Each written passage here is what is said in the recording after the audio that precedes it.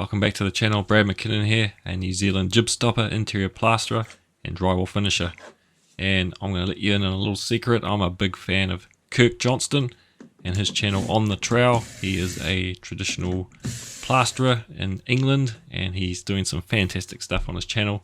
It's growing very good and his videos are excellent to watch. And this is a bit of a tribute to him. If you are a fan of his and watch his videos, you'll know he does the traditional style plastering. He does patching of walls and stuff, and he finishes them by polishing his plaster and doing the wet trowel and the polish. And that's what I'm going to do here today. This little drywall patch.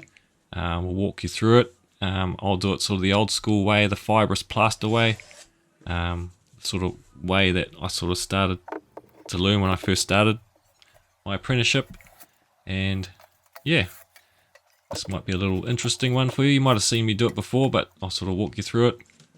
And Kirk Johnson, if you're watching, hopefully you are, you might enjoy this yourself. So first of all, we're going to cut out this patch. There's a whole big ding in the wall right on the external corner.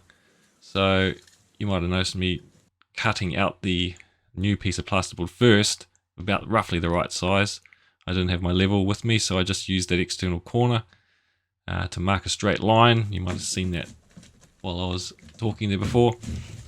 And I just lay it on the skirting board to get it level and then mark that straight line on my sort of temporary marks that I wanted to have, just to make sure it went over that hole. And then I marked around the new piece and then cut the hole to suit the new piece, which is a lot easier than cutting the hole and then measuring the piece to go in. So I've cut out my damaged piece, and what I'm doing now is I'm just going to lightly score the paintwork, because I want to take that paintwork off. The plaster I'm using is a plaster adhesive and it doesn't really bond that well to paint, so this is a good method.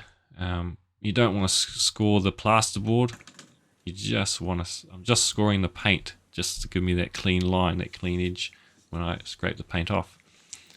Now, so I've done that, I'm just going to give it a sand up with the block. Now, that's just getting any loose paint off, any loose plaster. And make sure I've got some timbers cut, make sure you just clean off that inside the wall, sort of daggy bits of plasterboard. And we're just going to hold that bit of timber in. I've just got some 2x2 offcuts. Just hold it there while you screw through the plasterboard. We're not screwing to any timbers or anything.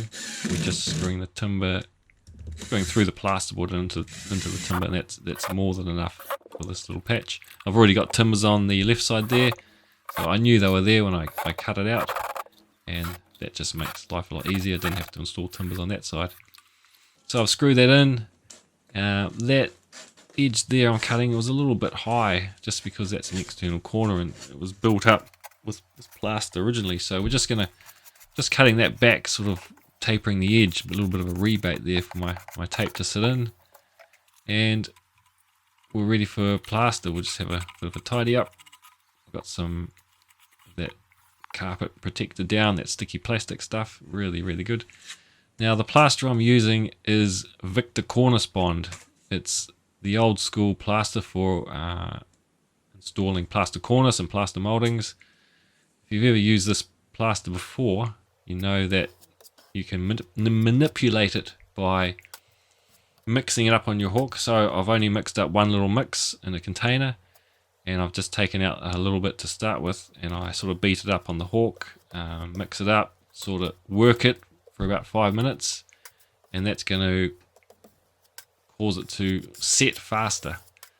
So I've only mixed up one mix, and I'm going to use that whole mix for this whole process. I can do 4 or 5 coats out of it. First coat is obviously taping in, so we've just taped in there using some fiberglass tape as you do, and we just want to get it as nice as we can. Now that plaster's probably starting to go off just about. Generally, from when you mix up some cornice bond and leave it without touching it, you'll get about 45 minutes out of it.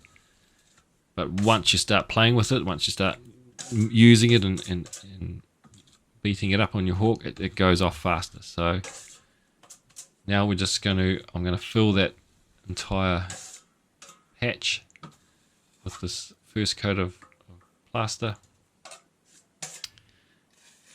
just so we're starting off pretty flat. Now if you're a traditional plaster from England or over those ways, this is sort of what you do with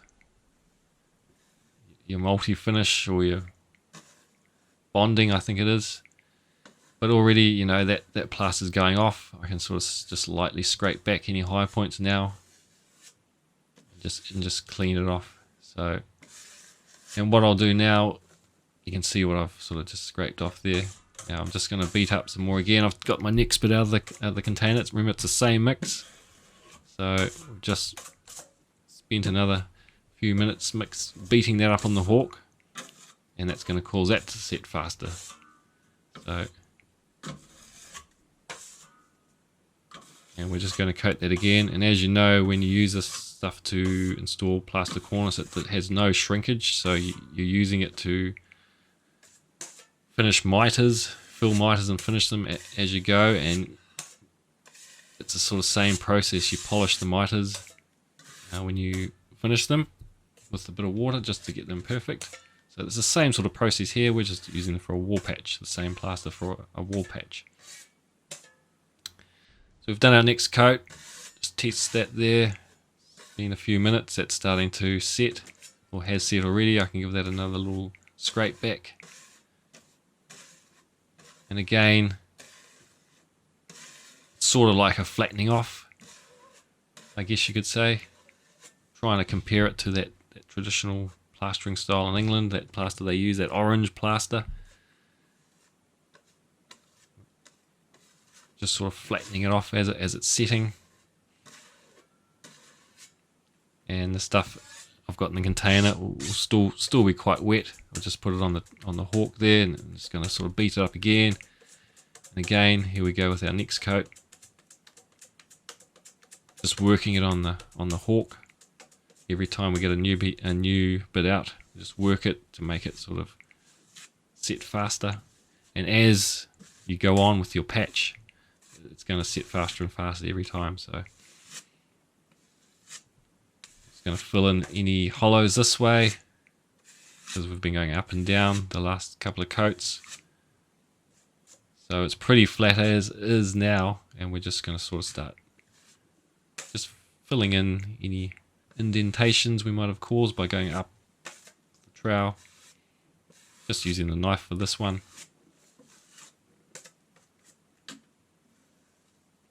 This is starting to set already, so I'm working a bit faster.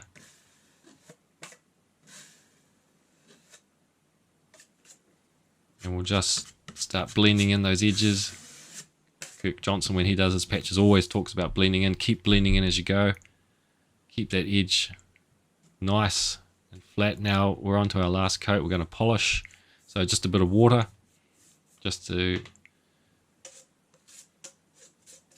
get it nice and smooth. It's going to come up like glass as soon as we put our final coat on. I'm just going to use my 6-inch knife. And as soon as that plaster mixes with water, it just absolutely turns beautiful. It starts shining, and it is polishing. It's coming up like glass now, the more I sort of go over it. I don't want to go over it too much. If I keep going over it, it'll start tearing, so we just want to be careful there. And again, blending in those edges, making sure those edges are beautiful.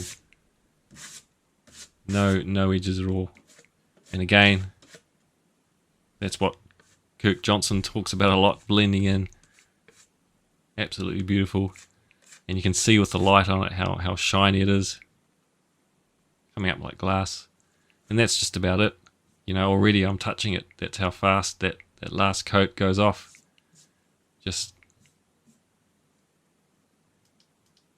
And that's sort of how I do a patch with no sanding. The old traditional fibrous plaster way, with using cornice bond plaster. You know, from start to finish, that probably took half an hour, because that plaster, I was beating it up and using it and manipulating it, making it set faster. It's almost like adding an accelerant.